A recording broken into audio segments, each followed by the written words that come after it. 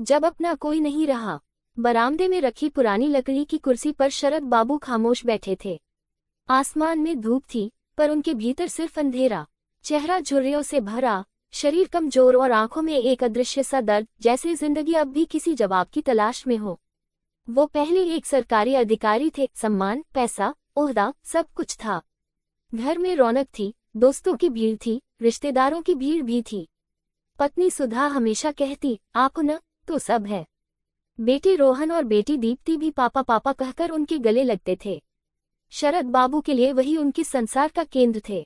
वो अपने लिए कुछ नहीं सोचते थे, न अपनी थकान, न अपनी सेहत। ऑफिस से लौटकर भी बच्चों की फीस, घर की किश्त, बीमा और पत्नी की दवाइयों का हिसाब लगाते रहते। उनका हर दिन परिवार के नाम लिखा हुआ था। लेकिन वक्त धीरे धीरे करवट लेने लगा। रिटायरमेंट आया और उसके साथ ही महत्व घटने लगा। अब वो घर के लिए जरूरी नहीं रहे, क्योंकि अब वो कमाने वाले नहीं, बस बोझिल उपस्थिति बन गए थे। पहले सुबह का चाय साथ में होता था, अब सुधा अकेली रसोई में चाय पीती थी। बेटा अब हर बातचीत को पापा आप नहीं समझेंगे कहकर खत्म कर देता। बेटी शादी कर अपने संसार में खो गई। एक दिन शरद बाबू अचानक बीमार पड़े। डॉक्टर ने कहा किडनी कमजोर हो रही है, डायलिसिस शुरू करना होगा। सुधा घबरा गई, बेटे को फोन लगाया। रोहन बोला, अरे माँ अभी बहुत काम है, अगले हफ्ते आता हूँ। वो अगला हफ्ता महीनों तक नहीं आया। अब शरद बाबू के दिन अस्पताल और दवाइयों के बीच गुजरने लगे।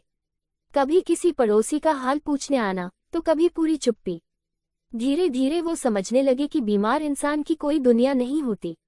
रात को जब वो दर्द से कराहते, तो सुधा तकिया पलटकर सो जाती, शायद इसलिए नहीं कि उसे परवाह नहीं थी, बल्कि इसलिए कि वो थक चुकी थी उस जिंदगी से जो अब सिर्फ संघर्ष थी। कभी कभी शरद बाबू सोचते, क्या सच में सब कुछ झूठ था?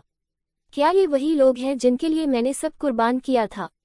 एक दिन अस्पताल के कमरे में डॉक्टर ने सुधा से कहा, अब बहुत ज्यादा उम्मीद नहीं है, अगर भगवान इन्हें अपने पास बुला ले तो अच्छा होगा। सुधा चुप रही, सिर झुका लिया। उसकी आंखों से एक आंसू गिरा, मगर उस आंसू में प्यार कम, थकान ज्यादा थी। शरद बाबू ने ये सब सुन लिया था। वो मुस्कुराए, बहुत धीमी, बहुत गहरी मुस्कान, तो आखिर मैं भी बोझ बन गया। उन्होंने बुदबुदाया। उस रात उन्होंने बहुत देर तक आसमान देखा। उनकी आंखों में कोई शिकायत नहीं थी, बस एक सच्चाई थी, कड़वी मगर साफ। जब तक शरीर चलता है तब तक सब अपने हैं। जब रुकने लगता है तो सब धीरे धीरे दूर हो जाते हैं। कुछ दिन बाद शरद बाबू नहीं रहे। अस्पताल के बिल, सामान, दवाइयां सब बेटे को सौंप दी गईं। बेटे ने जल्दी जल्दी अंतिम संस्कार किया और अगले दिन ऑफिस चला गया। सुधा के आंसू भी अब सूख चुके थे। जिंदगी अपने पुराने रफ्तार में लौट आई। लेकिन मोहल्ले में लोग आज भी कहते हैं, शरद बाबू बहुत सीधे इंसान थे, कभी किसी से कुछ नहीं मांगा, बस देते ही रहे जब तक जिंदा थे।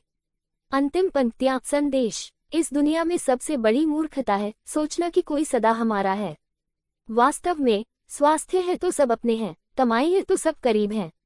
और जब ये दोनों नहीं रहते तो इंसान अकेला पड़ जाता है। अपनेपन का नाटक करने वाले सभी रिश्तों का मुखौटा उतर जाता है।